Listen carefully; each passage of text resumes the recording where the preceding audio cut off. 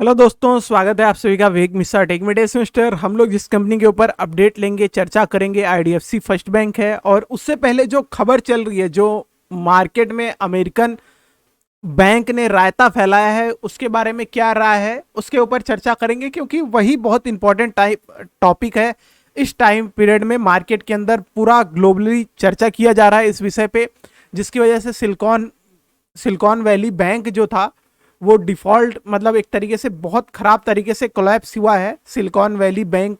तो उसके कारण जो गिरावट देखने को मिल रही है दोस्तों, क्योंकि बहुत बड़ा बैंक, और ऐसा नहीं है कि नया बैंक था, बहुत टाइम पहले का पुराना बैंक है, और उसको इस तरीके से गिरता हुआ देख के काफी सारी न्यूज चर्चा दिख रही है। और उसका जो इफेक्ट है अल्टीमेटली हर पूरे मार्केट पे, ऐसा नहीं है सिर्फ इंडिया में, पूरा जो फॉरेन मार्केट हो गई, यूरोपियन मार्केट हो गई, इंडियन मार्केट हो गई, यूएस के बाजार हो गए, हर जगह पे गिरावट देखने को मिल रही है।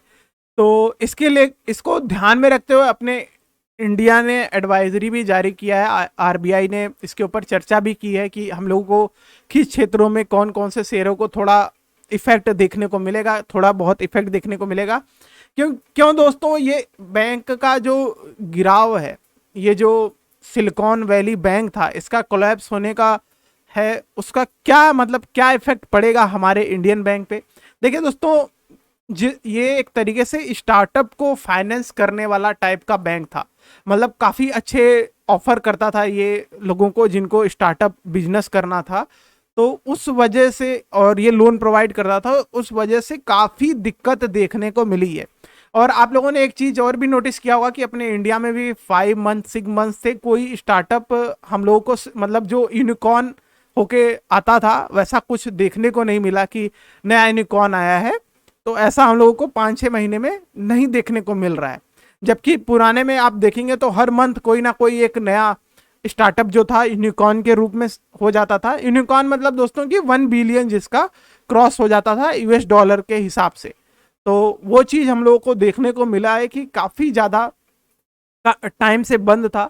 और इस टाइम पे सभी लोग मज़े उड़ा रहे हैं कि हिडनबर्ग जो, जैसे कि ये सब रिपोर्ट सबसे आगे रहता है ये सब, मतलब वर्ल्ड को बताने में, तो उससे ऐसा बड़ा बैंक मिस कैसे हो गया सिलिकॉन वैली। और इसका लोग मजाक भी उड़ा रहे हैं, क्योंकि सभी लोग कह रहे हैं कि इन्होंने कुछ इंडिया की ग्रोथ को ध्यान में रखते हुए, मतलब इंडिया को, बहुत लोगों ने ऐसा भी लिख रखा है कि इंडिया की ग्रोथ इनसे हजम नहीं हो रही थी, तो इन्होंने काफ़ी ज़्यादा मतलब इंडिया के ऊपर ध्यान दिया, और अपने देश में कैसे चल रही है, बैंक कैसे चल रहे हैं, फाइनेंशियल कंपनियां कैसे चल रही हैं, उन पे ध्यान नहीं देते हुए उनसे ये कैसे मिस हो गया कि इतना बड़ा बैंक जो है वो इस टाइम पे काफ़ी बड़ी दिक्कत में पड़ गया है। और इसी वजह से सभी लोग इसका मजाक भी उड़ा रहे हैं कि इन्होंने तो हिडनबर्ग जो है वो अडानी की कंपनियों पे ध्यान देती रह गई, और उधर सिलिकॉन वैली जो है, सिलिकॉन वैली बैंक जो है मतलब कोलैप्स कर गया। तो ये काफ़ी ज़्यादा आजकल चर्चा में रहेगा, और आने वाले दोस्तों दिनों में ये काफ़ी ज़्यादा इसका इफेक्ट दिखने वाला है। अगर इनको कोई बाई कर लेता है, जैसे कि मैं आज एक खबर देख रहा था कि क्योंकि इसकी ब्रांचेस सिर्फ, ऐसा नहीं है कि अमेरिका में ही है, और इसके और भी जगहों पे ब्रांचेज है। तो मैंने अभी शायद यूके का कहीं पे खबर देखा था, मेरे ख्याल से ट्विटर पे, कि उनका किसी ने एक्वायर्ड कर लिया है। तो वैसे मतलब सिलिकॉन वैली की कोई ब्रांच है वहाँ का, यूके में जो ओपन है, उसको किसी ने एक्वायर कर लिया है। तो उस वजह से थोड़ा वो एक तरीके से रिलीफ की बात है। पर सिलिकॉन वैली को अगर ये, जैसे कि इलॉन मस्क बाय कर लेते हैं, तो शायद राहत मिल सकती है, लोगों को अपने अंडर में ले लेते हैं, एक्वायर कर लेते हैं, तो शायद चीज़ें बेटर हो जाए। क्योंकि छोटा बैंक नहीं था दोस्तों, ये बहुत बहुत बड़ा है। और ऐसा लोग, मतलब मैंने एक आर्टिकल में पढ़ा था कि जैसे अपने इंडिया में आईसीआईसी बैंक है, उससे भी बड़ा, मतलब उससे भी जिस तरीके से वो अपने इंडिया में मतलब 3rd-4th नंबर पे आता है। मार्केट कैपिटल में भी आप लोगों ने देखा होगा कि अपने इंडिया में जब वैल्यूएशन की बात होती है तो बैंक ही एक तरीके से टॉप कर रहे होते हैं। बहुत सारे बैंक, जैसे आईडीएफसी के बारे में होता है, ठीक है, आईसीआईसी हो गया, एक्सिस हो गया, अपना एसबीआई हो गया। तो इस वजह से इन सब का इफेक्ट जरूर से मार्केट पे पड़ेगा और हम लोगों के शेयरों में भी देखने को मिलेगा। इसी वजह से आज पूरा जो मार्केट था वो देखिए रेड में था। निफ्टी 50 हो गया, चाहे सेंसेक्स हो गया, निफ्टी बैंक अभी और गिरने की संभावनाएं हैं।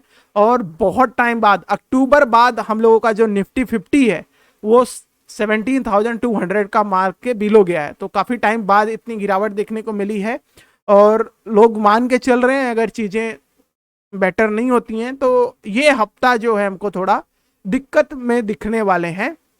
इंडियन स्टॉक्स भी उससे ज़्यादा, बहुत ज़्यादा तो प्रभावित नहीं होंगे, पर जाहिर सी बात है क्योंकि पूरा वर्ल्ड का जब सेंटीमेंट इस तरीके का है तो जाहिर सी बात है इस तरीके से देखने को मिलेगा। आप लोगों को 2008 का याद ही होगा।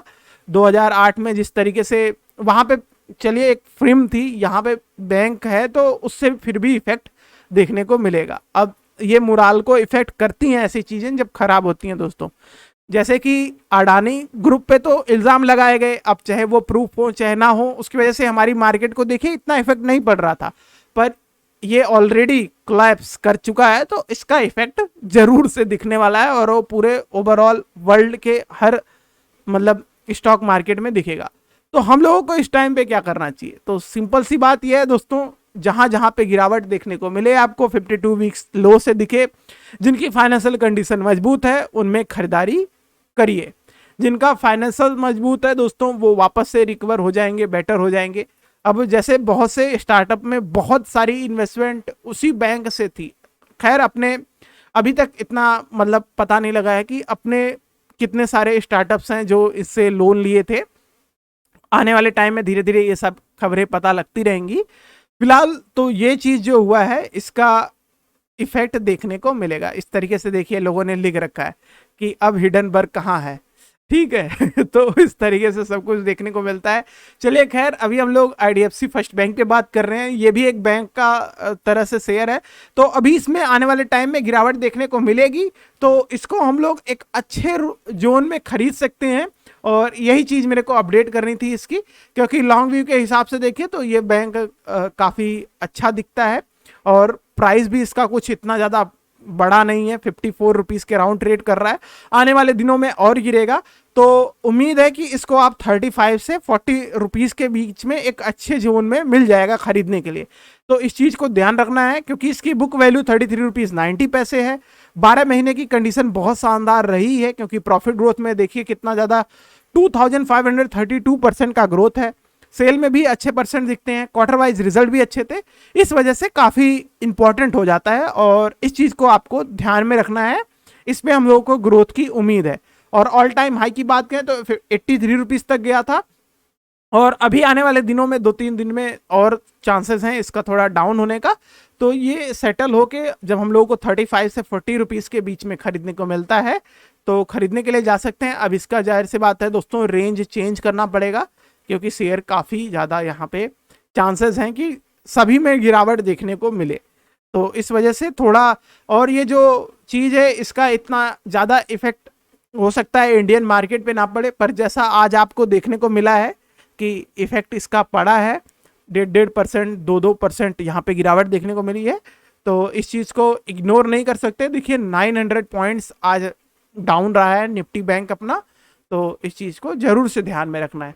और इसी वजह से देखिए हर जगह पे वही चीज़ मेंशन है क्योंकि उसी के कारण की वजह से गिरा है। तो अभी इस चीज़ को आप लोगों को ध्यान रखना है। इन शेयरों में जो बैंक से रिलेटेड हैं, अगर आप किसी नई कंपनी जो स्टार्टअप टाइप की है, खैर अपनी इंडिया में अभी तो लिस्टेड होना शुरू हुए थे।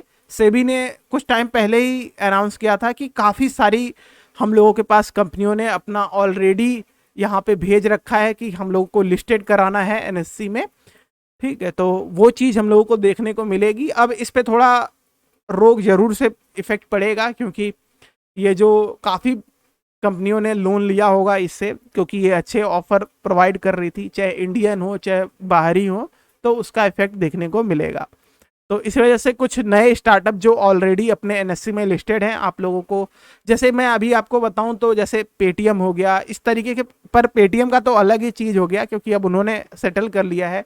अपना जोमेटो हो गया, नायका हो गया, तो इस तरीके के जो शेयर हैं जिन्होंने हो सकता है इनसे मतलब लोन लिया हो तो वहाँ पे थोड़ा दिक्कत देखने को मिलेगी, या जिन्होंने इसमें निवेश कर रखा होगा इस बैंक में जो अभी कोलैप्स हुआ है, उसका इफेक्ट हम लोगों को देखने को मिलेगा आने वाले इस हफ्ते तक तो रहने ही वाला है।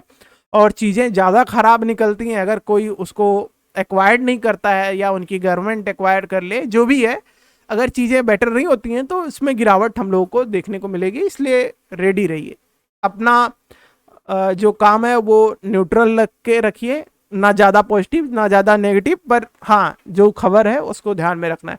तो इस चीज़ को ध्यान में रखते हुए दोस्तों, इस पे जो अभी करेंटली खरीदने का जोन दिखता है, अब वो थोड़ा आपको यहाँ पे ध्यान से निवेश करने की ज़रूरत है, क्योंकि मैं इसमें मेंशन कर देता हूँ 40-35 के अराउंड जो ये लेबल दिखते हैं इसमें हम लोग खरीदने के लिए जाएंगे। ठीक है, 48 रुपीज़ 51 रुपीज़ अभी दिख रहा है, पर चांसेस है क्योंकि जो खबर आई है उससे इफेक्ट पड़ेगा, पर ये चीज़ें रिकवर हो जाएंगे दोस्तों, क्योंकि ये बैंक काफ़ी अच्छा कर रहे हैं अपने इंडियन मार्केट में। तो इस वजह से ये पक्का वापस रिकवर होंगे और अच्छी ग्रोथ दिखाएंगे। तो इस प्रकार से जो बैंक है उन पे आप लोगों को ध्यान रखने की ज़रूरत है। यही अपडेट हो जाएगा आईडीएफसी फर्स्ट बैंक पे। मैंने इसमें खरीदने के रेंज बता दिए हैं, टारगेट येलो कलर में मेंशन है। Thanks for watching video.